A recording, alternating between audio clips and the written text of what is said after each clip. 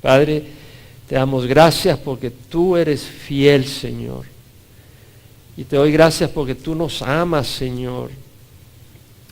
Y te doy gracias porque tú has venido para cambiar nuestras vidas. Tú has venido para transformar corazones. Pablo dijo, yo sé que en mí, es decir, en mi carne no habita nada bueno, porque el querer está presente en mí, pero el hacer el bien no. Porque el bien que deseo no hago, y el mal que no quiero eso practico. Y lo dijo, miserable de mí, ¿quién me librará de este cuerpo de muerte?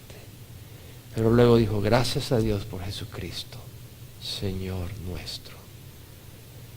Tenemos a Jesús, y es a ese Jesús que invocamos, que venga, Padre, por medio de su Espíritu a transformar corazones que reconocen la condición que tenemos sin tu ayuda. Y aquellos que no lo reconocen, que tú les abras el corazón y los ojos para entender la necesidad que tienen de ti, Señor. Así que, Padre, yo te ruego que tú hoy te manifiestes, transformes, derritas, moldees, quebrantes, ilumines y muevas los corazones de los que estamos acá, Señor. Padre, te lo rogamos en nombre de Cristo Jesús. Amén. Pablo escribe esta carta a la iglesia en Éfeso desde su arresto en Roma. Está en arresto domiciliario esperando tener la entrevista con el emperador para defenderse. Esa oportunidad de defenderse, pues él estaba acusado de ser un causa problemas. Ahí por el año 60 se encontraba ahí en prisión, en cadenas, teniendo soldados, guardias romanos atados a la mano de él, 24 horas, 7 días a la semana. Y Pablo escribe esta carta a los santos en Éfeso, donde estuvo casi 3 años en su tercer viaje misionero, ministrando, fundando la iglesia. Fue en el año 57 que fue la última vez que pasó. Al final del tercer viaje misionero, pasa a Mileto, se despide de los ancianos de Éfeso, creyendo que ya no los volvería a ver. Y desde Roma en el año 60 les escribe esta carta para hacerles ver las riquezas que tenemos en Cristo Jesús. Y esta carta es muy importante para nosotros, porque si sabemos las riquezas que tenemos en Cristo Jesús, no nos vamos al mundo.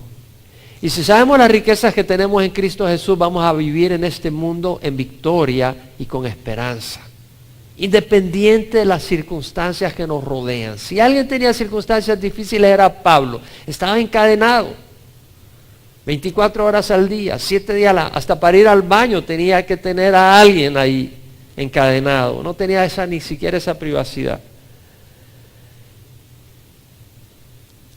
Y vimos en el capítulo 2 que Pablo le recuerda a los gentiles que estaban separados de Cristo. Es decir, antes del Evangelio, los únicos que tenían acceso a Dios era el pueblo de Israel, a través del pacto que había hecho Dios con el pueblo de Israel. Y tenían las leyes ceremoniales, tenían la ley moral que había que obedecer, y por supuesto, como nadie es perfecto y fallamos, ellos tenían las leyes ceremoniales para obedecer esa ley que era de sacrificios, apuntaban al sacrificio de Cristo en la cruz que un día nos limpiaría de todo pecado. Y fuera de Israel no había salvación. Entonces Pablo les dice, estaban separados de Cristo, excluidos de la ciudadanía de Israel, es decir, no eran parte del pueblo de Dios. Estaban excluidos. Una cosa es que te excluya tu familia en la carne, pero otra cosa es que te excluya a Dios. Wow. Estaban excluidos de la familia de Dios, extraños en los pactos de la promesa. Tal vez aquí te sientes extraño, pero imagínate sentirse extraño, separado de Dios, donde no tienes acceso a las promesas de Dios. sin tener esperanza, sí, tal vez se emborrachaban o lo que sea, pero eso no es esperanza. Tienen esperanza viva y sin Dios. Sí tenía sus dioses, pero no era el Dios vivo, sin Dios en el mundo. Pero Pablo les dice ahora a Cristo Jesús, en Cristo, ustedes que en otro tiempo estaban lejos, habían sido acercados por la sangre de Cristo. Por la sangre de Cristo, habla Pablo, la sangre de Cristo, la sangre de Jesús. Y Pablo les dice, ahora ya se rompió esa pared de división entre judío y gentil, porque por un mismo espíritu, por medio de él, los unos y los otros, tenemos nuestra entrada al Padre en un mismo espíritu, les dice Pablo. Entonces Pablo les habla de eso, y entonces en el capítulo 3 vemos que empieza a decir, por esta causa yo Pablo, y se pasa al versículo 14 donde dice, por esta causa doblo mis rodillas ante el Padre de nuestro Señor Jesucristo. La oración, pero vimos el domingo pasado que hace un paréntesis, porque Pablo en el capítulo 3 cuando dice por esta causa y va a empezar a orar, dice yo Pablo prisionero de Cristo Jesús por amor de vosotros los gentiles, y cuando dice eso, él dice he dicho algo demasiado grande, ahora tengo que hacer un paréntesis y hablar de que él es prisionero de Cristo Jesús por amor a los gentiles, y es prisionero por llevar el evangelio, porque Dios le reveló el misterio de la iglesia, misterio porque era algo escondido en el Antiguo Testamento, no estaba revelado, en el Nuevo Testamento está revelado que los judíos y los gentiles son partícipes, coherederos y miembros del mismo cuerpo, participando igualmente de la promesa en Cristo Jesús mediante el evangelio. Y Pablo explica eso. Y ahora vamos a continuar la oración que empezó en el capítulo 3, versículo 1, la vamos a continuar en el versículo 14. Y esta es una sección que a mí me ha apasionado, antes he predicado sobre ella en el pasado, pero es una sección que me encanta. Y Pablo dice, por esta causa pues doblo mis rodillas ante el Padre nuestro Señor Jesucristo, de quien recibe nombre toda familia en el cielo y en la tierra, que os conceda conforme a las riquezas de su gloria, ser fortalecidos con poder por su Espíritu en el hombre interior, de manera que Cristo muere por la fe en vuestros corazones, y que arraigados y cimentados en amor seáis capaces de comprender con todos los santos cuál es la anchura, la longitud, la altura y la profundidad, y de conocer el amor de Cristo, que sobrepasa entendimiento, para que seáis llenos hasta la medida de toda la plenitud de Dios. Y aquel que es poderoso para hacer todo mucho más abundantemente lo que pedimos o entendemos, según el poder que obra en nosotros. A Él sea la gloria en la iglesia y en Cristo Jesús, por todas las generaciones, por los siglos de los siglos. Amén. No creo que voy a cubrir todo esto ahora, pero vamos a elaborar algunos versículos. Pablo dice, por esta causa doblo mis rodillas ante el Padre de nuestro Señor Jesucristo. Por esta causa, ¿qué causa? De que los gentiles son coherederos junto con los judíos de la promesa de Dios y han venido a ser parte de un nuevo cuerpo, un solo cuerpo. Se ha roto la división y son miembros ahora que tienen acceso a la promesa de Dios. Y Pablo dice, por esta causa, porque ustedes han sido llamados, yo ahora deseo que ustedes experimenten todas las bendiciones que Dios tiene para ustedes. Por eso va a orar Pablo.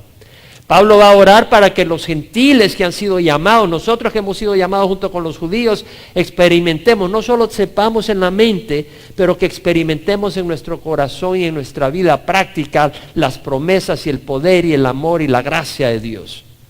Pablo va a hablar sobre eso y por eso está orando. Por esta causa doblo mis rodillas ante el Padre de nuestro Señor Jesucristo. Es decir, por esta causa oro.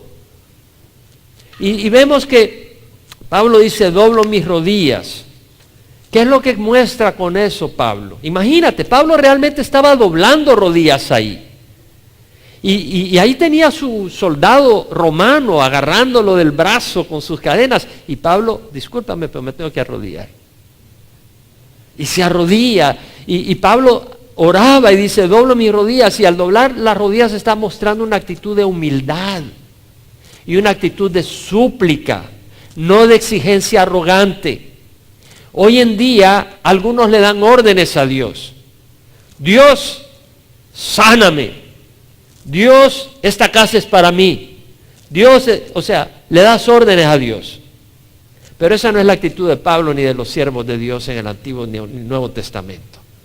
Vemos una actitud de humildad, donde en Isaías 66:2 leemos: a este miraré, al que es humilde y contrito de espíritu y que tiembla ante mi palabra.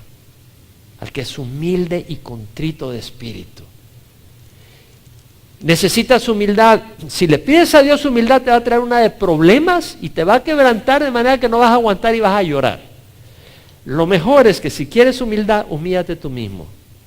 Ven a Dios, reconoce quién es Él y ante la luz te vas a humillar porque te vas a dar cuenta que no eres nadie. Ven a Dios, búscale y te vas a dar cuenta que no somos nadie, pero que Él nos ama tan grandemente y que ha derramado su sangre en la cruz por nosotros. Entonces el Señor, vemos aquí en Isaías: a este miraré, al que es humilde y contrito de espíritu y que tiembla ante mi palabra. En Jeremías dice: yo sé los planes, bueno, el Señor dice a través de Jeremías: yo sé los planes que tengo para vosotros, planes de bienestar y no de calamidad, para daros un futuro y una esperanza. Y luego dice: me invocaréis y vendréis a rogarme y yo os escucharé. Me buscaréis y me encontraréis cuando me busquéis de todo corazón. O sea, vemos la actitud que tenemos aquí presentada en la Biblia. La persona que realmente oye al Señor es aquella que busca a Dios de corazón. Y es aquella persona que no viene, como quien dice, a darle órdenes a Dios, sino que le busca de corazón. Aquella persona que le invoca, que le ruega, no que le da órdenes. Aquella persona que tiembla ante su palabra. Y tiembla ante su palabra no quiere decir: uy, Dios mío, me alejo, sino que le honra su palabra. O sea que cuando Dios habla, su palabra vale. Vale. ¿Quiere decir que para orar tenemos que orar de rodillas? No creo. Warren Wiersbe menciona: en ningún lugar leemos, y es triste cuando la gente saca las cosas fuera de contexto. Yo estaba en El Salvador y había una ancianita, ya mayor, que tenía problemas de rodillas, además. Me dice: hermano, fíjese que para orar me cuesta porque tengo artritis, pero mi pastor me dice que tengo que orar de rodillas. Y yo le digo: no, Juanita, no necesitas orar de rodillas. Oh, pastor, me dice que sí, que tengo que orar de rodillas. Y pues no necesitas orar de rodillas, pero Warren Wiersbe menciona: en ningún lugar leemos que la Biblia ordene, como orden, una postura específica para orar. Y menciona: Abraham estuvo de pie ante el Señor cuando intercedió por Sodoma, y lo puedes ver en Génesis 18:22. Leemos que Abraham está parado y intercede ante el Señor, parado. Y luego menciona: David se sentó ante el Señor cuando oró acerca del futuro de su reino, y lo puedes ver en 1 Crónicas 17:16. David está sentado y orándole a Dios. Y leemos que también dice: y Jesús cayó sobre su rostro cuando oró en Getsemaní. Lo vemos en Mateo 26:39. David Guzik menciona, por otro lado, Daniel oraba de rodillas, y lo puedes ver en Daniel 6:10. Pedro oraba de rodillas, lo vemos en Hechos 9:40. Pablo oraba de rodillas, lo vemos acá, y lo vemos en Hechos 20:36. Y otros cristianos oraban de rodillas, lo vemos en Hechos 21:5. La Biblia cita suficientes oraciones hechas no de rodillas para mostrar que estar de rodillas para orar no es un requisito, pero muestra suficientes oraciones por personas de rodillas que muestra que orar de rodillas es algo bueno. Leía a un gran siervo de Dios que al principio del siglo XIX, un gran hombre de Dios, dice que su meditación era: se sentaba en una silla con su Biblia. Yo me siento en mi comedor, ahí tengo una mesita y ahí pongo mi Biblia y ahí me pongo a leer. Y a veces lo hago en la cama, a veces lo hago sentado en una silla. Pero te voy a decir algo: han habido situaciones donde he orado con el rostro en el suelo. Y han habido situaciones donde he orado de rodillas en el suelo. O sea, como el Señor te guíe. Pero yo estoy convencido que cuando tienes una crisis, yo me tiro al suelo. Y no me tiro al suelo porque me quiera tirar al suelo, sino porque me siento tan necesitado de Dios que en mi corazón me siento en el suelo. Y le digo, Señor, obra. Así que yo he orado de rodillas cuando he sentido hacerlo. Pero Warren Wiersbe menciona, es a través de la oración que logramos apropiar las riquezas de Dios, que nos habilitan para comportarnos como cristianos y batallar como cristianos. Ya sea que físicamente doblemos las rodillas o no, eso no es lo que importa, dice Warren Wiersbe. Lo vital es que humillemos nuestro corazón y rindamos nuestra voluntad al Señor y le pidamos lo que necesitamos. Pero vemos acá a Pablo en su oración, dice, por esta causa doblo mis rodillas ante el Padre de nuestro Señor Jesucristo. Vemos de que Pablo viene al Padre, y no al Padre Sofonías o al Padre Anacleto, sino que al Padre del universo, al Creador del universo, al Dios nuestro, al Padre Celestial. Y cuando a Jesús le dijeron, enséñanos a orar, ¿qué le dijo a sus discípulos? Padre nuestro que estás en el cielo. Nos enseñó a venir al Padre. Y nosotros venimos al Padre. Pablo lo hizo ante el Padre de nuestro Señor Jesucristo. Jesucristo es clave. Solo en el capítulo 3 he mencionado más de 10 veces. Yo quisiera contar las veces que he mencionado a Jesucristo, ya sea por nombre, como Jesús, o por Mesías, o como por su pronombre, refiriéndose a Él. Creo que más de 40 veces es mencionado en la epístola, en la carta a la iglesia, a los santos en Éfeso. Jesucristo es primordial. Pablo en su oración dice, doblo mis rodillas ante el Padre, pero no puede excluir a Jesucristo porque Él es el camino que nos lleva al Padre de nuestro Señor Jesucristo. En Efesios 2:13 leemos, pero ahora en Cristo Jesús, vosotros que en otro tiempo estabais lejos, habéis sido acercados por la sangre de Cristo. ¿Cómo puedes ignorar a Cristo cuya sangre te lleva al Padre? No puedes ignorar, no puedes poner de lado. En Efesios 3:11 al 12 leemos el propósito eterno que Dios llevó a cabo en Cristo Jesús nuestro Señor, en quien tenemos libertad y acceso a Dios con confianza por medio de la fe en Él.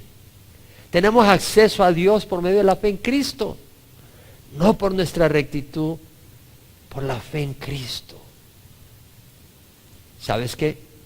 Eso no te da licencia para que vivas como mundano.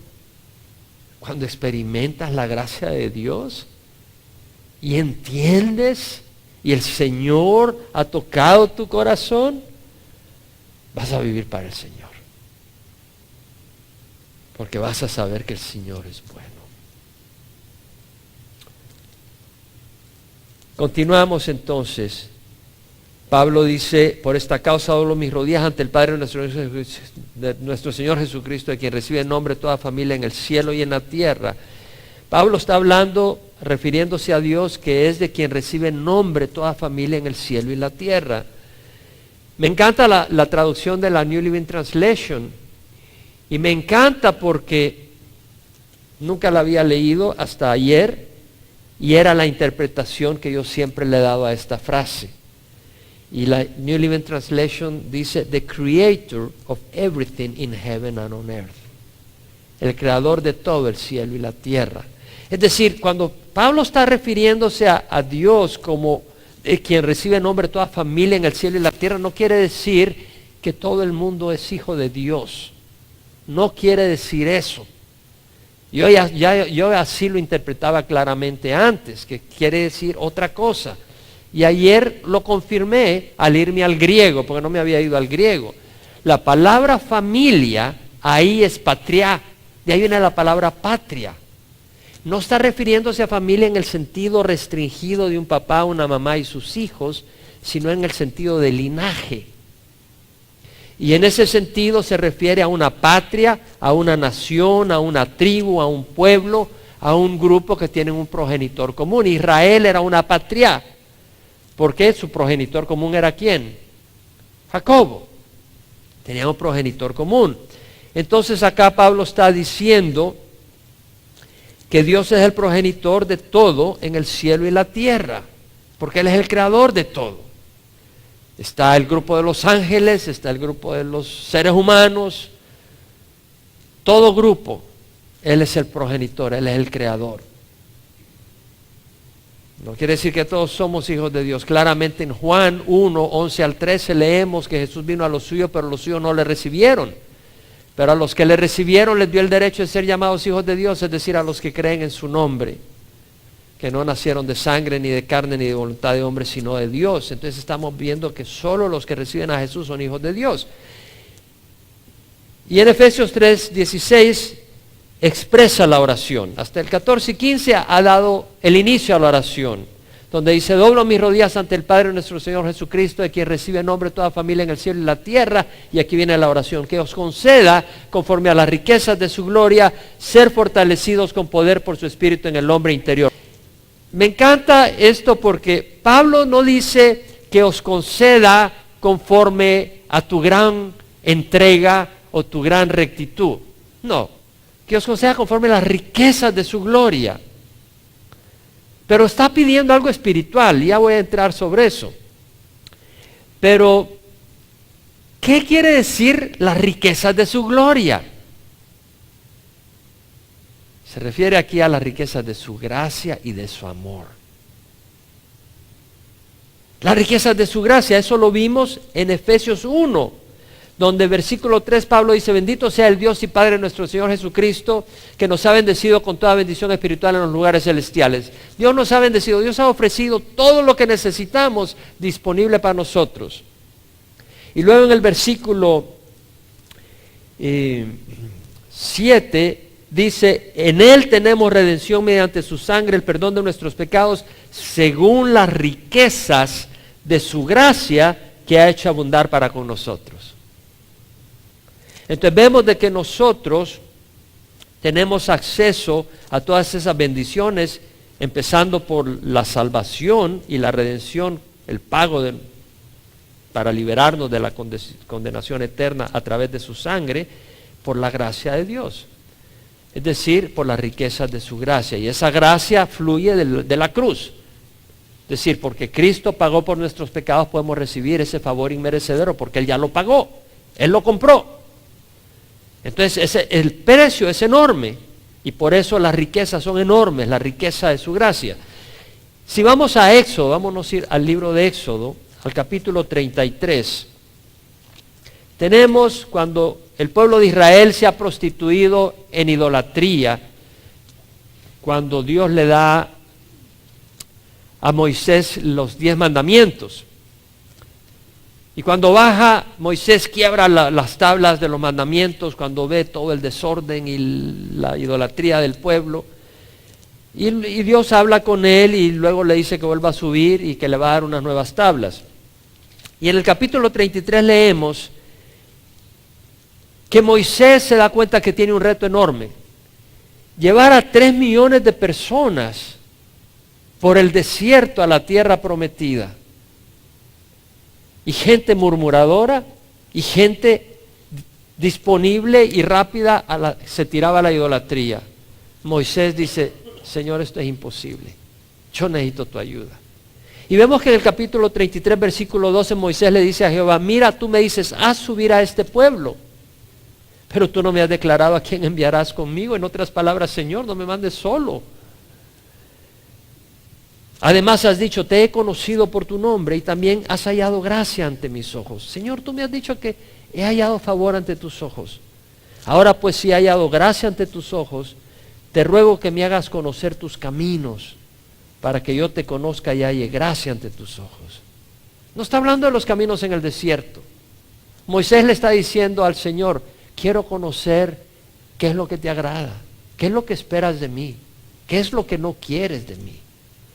¿Qué es lo que realmente es mi vida y lo que debe ser en el llamado que tienes para mí? Le dice, quiero que me hagas conocer tu camino, porque quiero obedecerte y ser agradable a ti. Y el Señor le responde, el Señor entiende cuando le dice, no me has dicho quién irá conmigo. El Señor conoce el corazón y sabe que Moisés quería que Dios fuera con él. Y le responde el Señor, mi presencia irá contigo y yo te daré descanso. En otras palabras, no te preocupes, tienes un reto grande, yo iré contigo. Y la palabra que usa es panim, que dice el rostro, la presencia de la persona. Si tú vas con una persona y lo único que te da es la espalda, pues no es nada agradable. Pero si esa persona te mira, te voltea a ver y le ves el rostro, pues tienes ese apoyo, ese agrado. Y le dice, mi presencia irá contigo, yo te daré descanso. Entonces le dijo Moisés, si tu presencia no va con nosotros, no nos hagas partir de aquí. En las luchas queremos la presencia del Señor. En nuestro caminar queremos que el Señor vaya con nosotros. Y Moisés dice, ¿en qué se conocerá que he hallado gracia ante tus ojos yo y tu pueblo? ¿No es acaso que tú vayas con nosotros para que nosotros, yo y tu pueblo, nos distingamos de todos los demás pueblos que están sobre la faz de la tierra?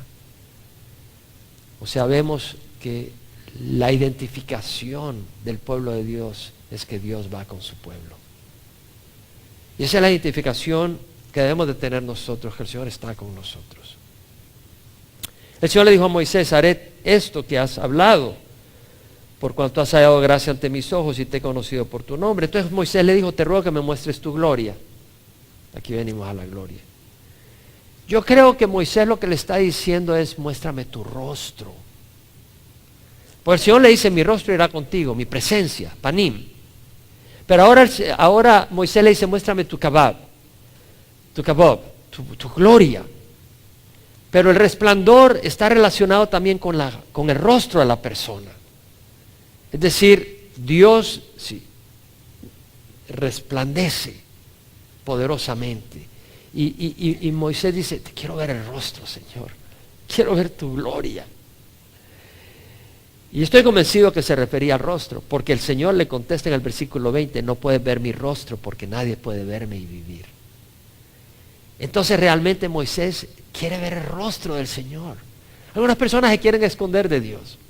Moisés quiere conocer a Dios, quiere ver a Dios, quiere tener esa intimidad con el Señor, quiere ver su grandeza. Y el Señor le dice, yo haré pasar toda mi bondad. ¿Por qué? Porque la gloria de Dios es su bondad. No solo es la brillantez de su rostro, no solo es la grandeza y lo impresionante y lo asombroso de su rostro, que nadie puede ver si no muere, sin haber venido a Cristo para empezar, porque sin Cristo no podemos tener ese acceso. Pero el Señor le dice, yo haré pasar toda mi bondad delante de ti, proclamaré el nombre de Jehová delante de ti, y tendré misericordia del que tendré misericordia, y tendré compasión del que tendré compasión.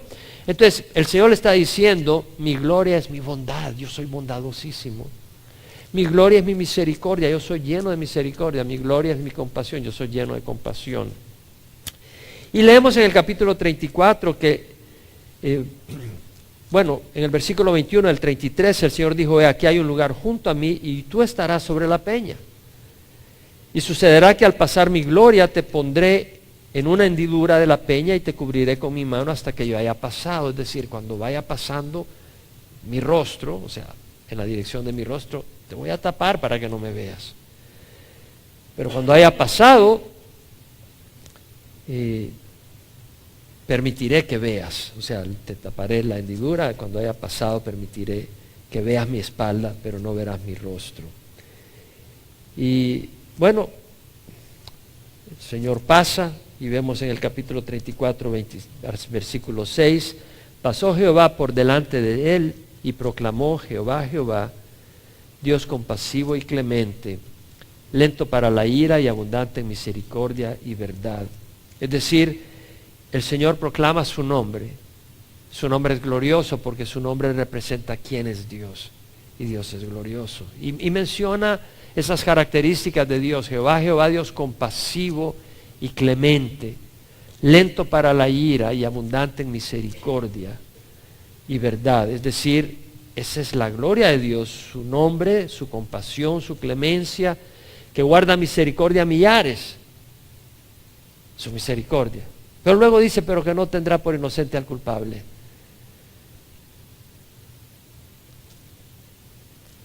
El que castiga la iniquidad de los padres sobre los hijos y sobre los hijos de los hijos hasta la tercera y cuarta generación. Veámoslo acá. Capítulo 34, versículo 6. Jehová, Jehová, Dios compasivo y clemente, lento para la ira, abundante en misericordia y verdad, que guarda misericordia a millares, el que perdona la iniquidad, la transgresión y el pecado. Él perdona la iniquidad, la transgresión y el pecado, pero que no tendrá por inocente al culpable. ¿Cómo es posible eso? Parece una contradicción. Perdona la iniquidad, la transgresión y el pecado, pero no tendrá por inocente al culpable. El que castiga la iniquidad de los padres sobre los hijos y sobre los hijos de los hijos hasta la tercera y cuarta generación. ¿Parece una contradicción? No, no es una contradicción. Lo que está diciendo es que si tú vienes al Señor arrepentido, Él perdona la iniquidad, la transgresión y el pecado. Pero si tú ignoras, desprecias al Señor, el sacrificio de Jesús en la cruz, no tendrá por inocente al culpable. Y castigará la iniquidad de los padres sobre los hijos y de los hijos sobre los hijos hasta la tercera y cuarta generación. Pero dice, ¿por qué Dios va a ser Dios injusto? ¿Por qué va a castigar a los hijos de los hijos? Lo que pasa es de que tu padre, con tu caminar, le estás dando un ejemplo a tus hijos. Y tus hijos van a seguir ese ejemplo. Y tu caminar en rebeldía, en desobediencia a Dios, va a ser transmitido a tus hijos. Y ellos van a recibir el castigo también, porque ellos mismos van a tener esa actitud.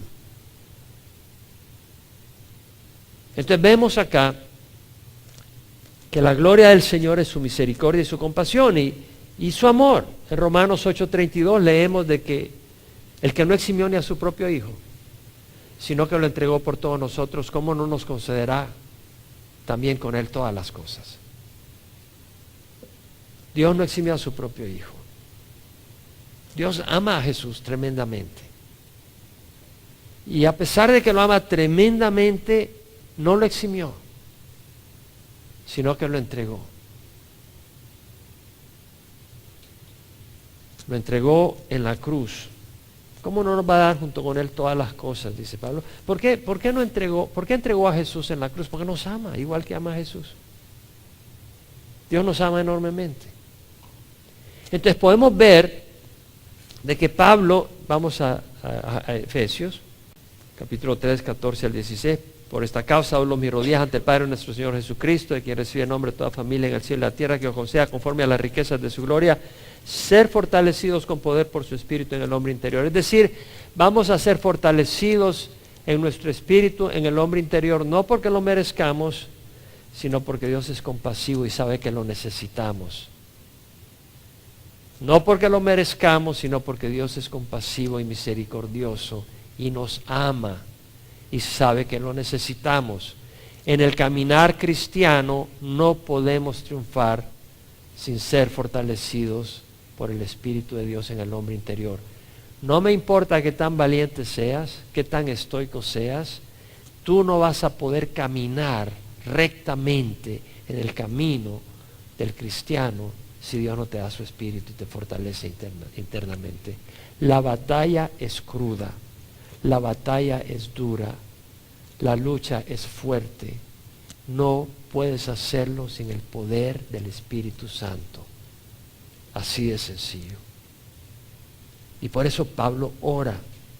Y mira que Pablo ora de que sean fortalecidos con poder por el Espíritu en el hombre interior. Pablo pide algo muy grande, poder sobrenatural, porque sin ese poder sobrenatural no vas a vivir como cristiano. O te podrán llamar cristiano, podrás aparentar ser cristiano, podrás venir a la iglesia, podrás cantar unos cantos, pero el verdadero cristiano es aquel que ha tomado su cruz y sigue al Señor. Es aquel que le ha dicho no al mundo y sí a Jesús. Ese es el verdadero cristiano. El que ha contado el precio y ha estado dispuesto a pagar ese precio por Jesucristo. Mira que Pablo no pide prosperidad material para los creyentes, ¿se da cuenta? Conforme a las riquezas de su gloria, ser fortalecidos con poder por su espíritu en el hombre interior. No les pide material, no pide por prosperidad material por los creyentes. No pide para que los creyentes tengan una vida holgada, sin problemas y cómoda. Estaba leyendo en las noticias ayer que el grupo ISIS asesinó a 25 cristianos más en la ciudad de Palmira. Degolló 25 más. Y esta gente prefirió morir que negar a Cristo. La fe verdadera. Pablo no pide que sean libros de persecución, fíjate. ¿Se acuerdan que Pablo en el tercer viaje misionero tuvo que salir huyendo de Éfeso por el tumulto de los plateros? Querían linchar a Pablo y a los suyos. Tuvo que salir por la oposición que hubo.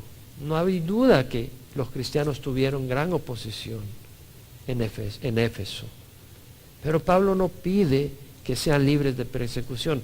Pablo pide ser fortalecidos con poder, porque Dios tiene una perspectiva eterna, no temporal. Vamos a Hechos capítulo 4, versículo 29. Esto es acabando de ocurrir la sanidad del cojo por nacimiento, que lo sentaban junto a la puerta la hermosa en el templo de Salomón, y que Juan y Pedro iban caminando y este tipo mira a Pedro y Juan y les pide dinero, limosna, y Pedro, volteándolo, fijando su vista en él, le dice: míranos. Y él los mira atentamente y Pedro les dice: no tengo plata ni oro, mas lo que tengo te doy. En el nombre de Jesús el Nazareno, anda. Y lo levanta y empieza a caminar. Ni siquiera había caminado jamás. No solo pudo caminar, sino que no tuvo que aprender a caminar. Y salta y feliz, agarrado de Pedro, y la gente llega y Pedro les predica y 2,000 personas más vienen al Señor, de manera que ya son 5,000.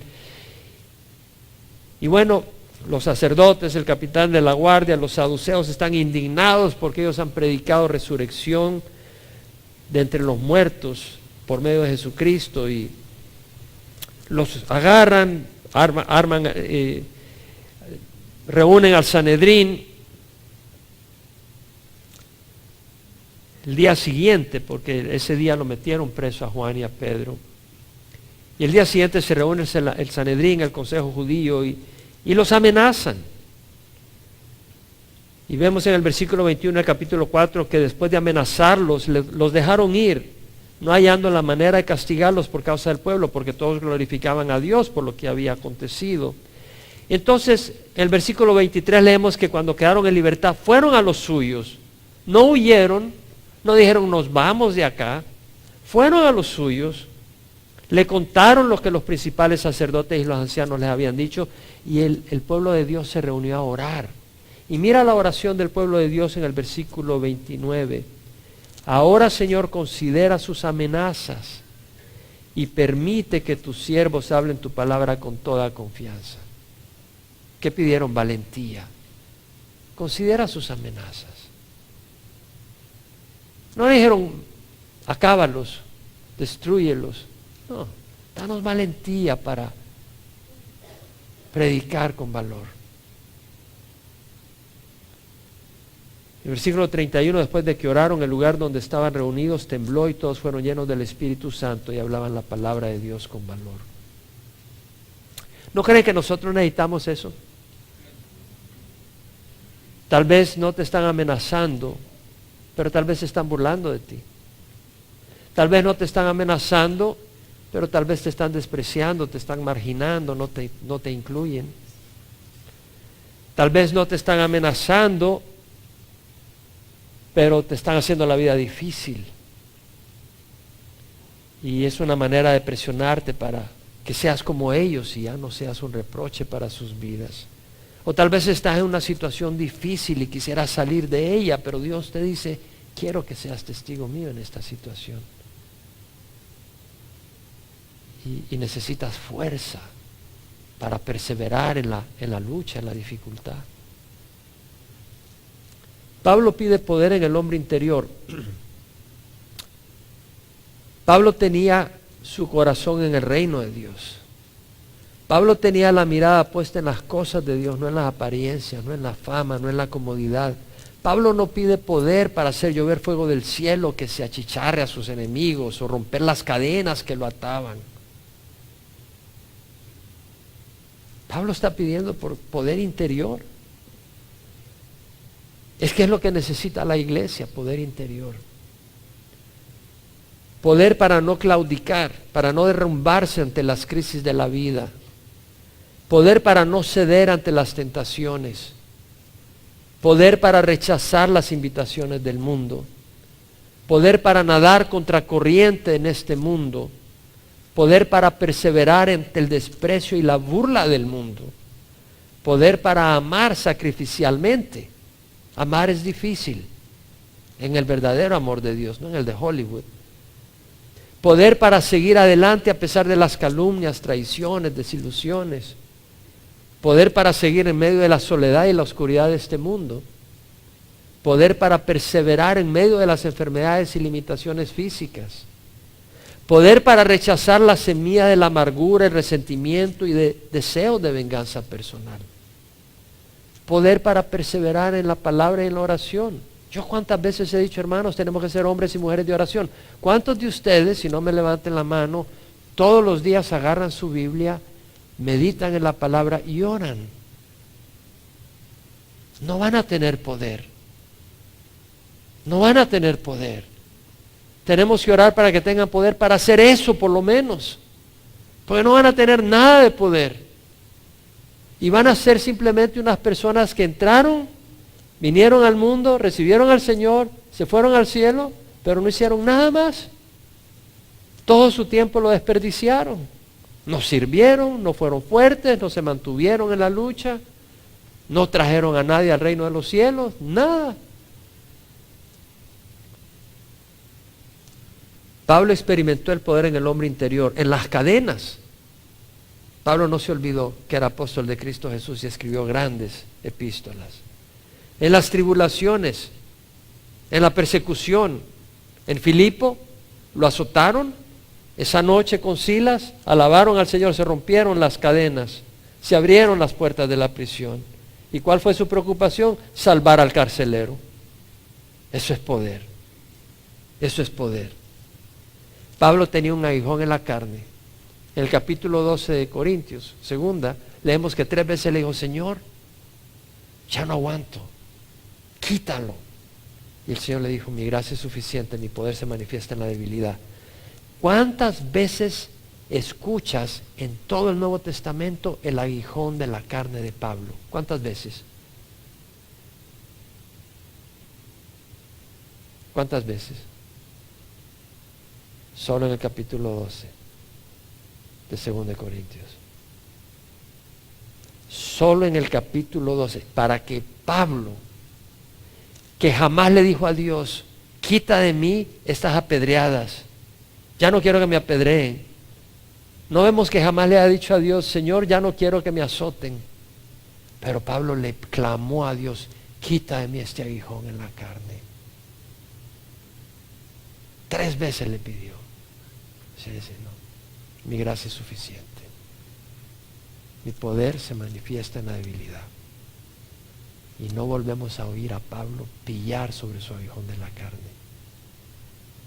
¿Y cuántas veces pillamos nosotros por nuestros problemas?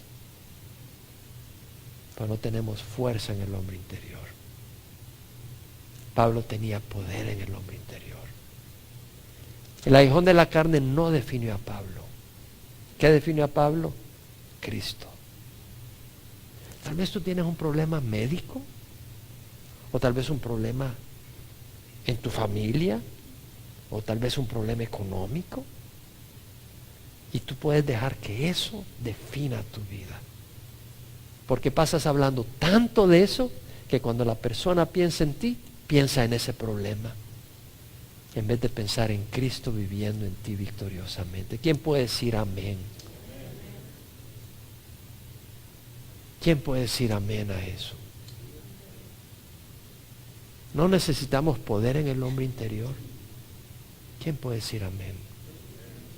Necesitamos poder en el hombre interior. Y el propósito de este estudio no es llenar nuestra mente, es entender para poder ser transformados y vivir victoriosamente. ¿Qué dijo el Señor? Recibiréis poder cuando el Espíritu Santo descienda sobre vosotros y me seréis testigos en Jerusalén, Judea y Samaria y hasta los extremos del mundo. Testigos, no de tus circunstancias, no de tus problemas, no de tus enfermedades, no de tus situaciones económicas, no de que te abandonó tu marido, tu mujer, tu padre, tu hijo. Testigos de Cristo Jesús, del amor de Cristo Jesús, del poder de Cristo Jesús, de la compasión de Cristo Jesús, de la riqueza de Cristo Jesús para los suyos. La palabra poder es dunamis, de ahí viene la palabra dinamita. A propósito, paro acá, iba a terminar esto, pero lo que queda es tan especial que no quiero desperdiciarlo corriendo y no quiero pasar por alto lo que acabo de mencionar, porque creo que es la clave para nuestras vidas. Pablo oró. Aquí hay muchos hermanos que no tienen poder. Unos tenemos menos, otros tienen más, pero hermanos, vamos a pararnos y vamos a reconocer dos cosas. Una, que sin Cristo no puedes tener ese poder. Sin el Espíritu Santo no puedes tener ese poder. Y dos, que Dios ha prometido dar si pedimos. Y vamos a pedir por ese poder. Vamos a pararnos. Le invito a que ore. Si nunca has recibido a Cristo en tu corazón, si tú nunca has recibido a Cristo en tu corazón, tú crees que estás acá y Jaime es el pastor y este ya es un show preparado y así deben de ser las cosas. El pastor predica, yo escucho, ya me fui a casa contento. No. Yo una vez fui niño y viví en el mundo. Yo simple soy una persona de carne y hueso que Dios tocó un día. Yo no decidí ser pastor, yo decidí seguir a Jesús. Punto. Que el Señor me tenga aquí predicando es cuestión de Él. La pregunta es, ¿quieres seguir a Jesús? ¿O quieres vivir separado de Jesús? Esa es la pregunta. ¿Conoces a Jesús o no le conoces? Y si no le conoces, ya sea que nos ves por internet, nos escuchas por un CD, o por la radio, o en el salón familiar, yo te invito a que le pidas a Dios perdón y lo recibas como Señor de tu vida. Jehová, Jehová, Dios compasivo y clemente, lento para la ira, abundante en misericordia y verdad, que perdona la iniquidad, la transgresión y el pecado. ¿Cómo? A través de Jesucristo. Dice la palabra del Señor, la palabra de fe que predicamos está cerca de ti, en tu boca y en tu corazón, que si confiesas con tu boca a Jesús por Señor y crees en tu corazón que Dios lo resucitó de la muerte, serás salvo. Porque con el corazón se cree para justicia, pero con la boca se confiesa para salvación. Porque como dice la Escritura, todo el que crea en Él no será avergonzado. Ora conmigo y recibe a Jesús. Si no estás seguro si tienes a Jesús, recíbelo. Ora conmigo. Padre Santo, te ruego perdón por mis pecados. Creo que Jesús murió en la cruz y que con su sangre pagó por mis pecados.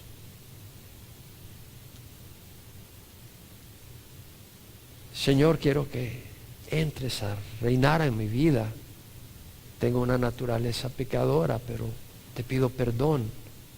Y yo no quiero caminar en desobediencia. Dame tu espíritu. Sé que hay un cielo, que hay un infierno y que el infierno corresponde a aquellos que quieren andar en la oscuridad y en la rebeldía. Pero yo no quiero andar en oscuridad, yo no quiero andar en rebeldía. Señor, dame un espíritu que muestre en mi corazón lo que es bueno y que me ayude a rechazar lo malo. Te quiero recibir, Padre, como Padre mío. Quiero ser parte de tu pueblo. Entra en mi corazón, Señor. Si tú has orado de corazón, el Señor entra y te da un nuevo nacimiento. Y te invitamos a leer su palabra, a congregarse y a buscar de Él. El Señor es fiel. Y para el resto, es tiempo de pedirle al Señor, como pidió Pablo, que conforme las riquezas de su gloria seamos fortalecidos con poder por su Espíritu en el hombre interior. Vamos a orar. Padre, abre los ojos de aquellos que están ciegos. Toca los corazones de aquellos que tienen corazones duros. Abre los oídos de aquellos que están sordos, Señor, y no oyen la voz de alarma. Nuestra vida no está en nuestras manos. Hoy estamos aquí, no sabemos mañana.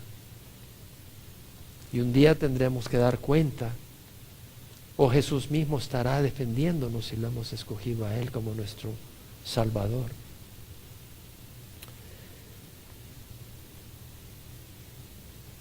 Señor, los que te conocemos necesitamos fuerza, poder en el hombre interior, el poder de tu Espíritu. Te ruego, Padre Santo, que fortalezcas a esta congregación con poder. Que le des a esta congregación deseos de orar, deseos de leer tu palabra, hambre de ti.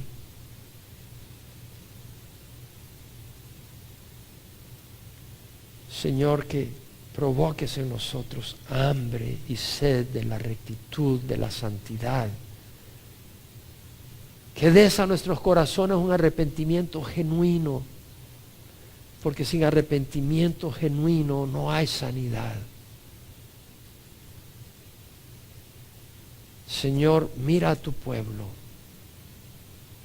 toca a tu pueblo y sana a tu pueblo, y fortalece a tu pueblo, a cada uno de nosotros, ahí donde estás. Señor, mira a cada uno de nosotros, fortalece a cada uno en el hombre interior con el poder de tu Espíritu. En nombre de Cristo Jesús. Amén.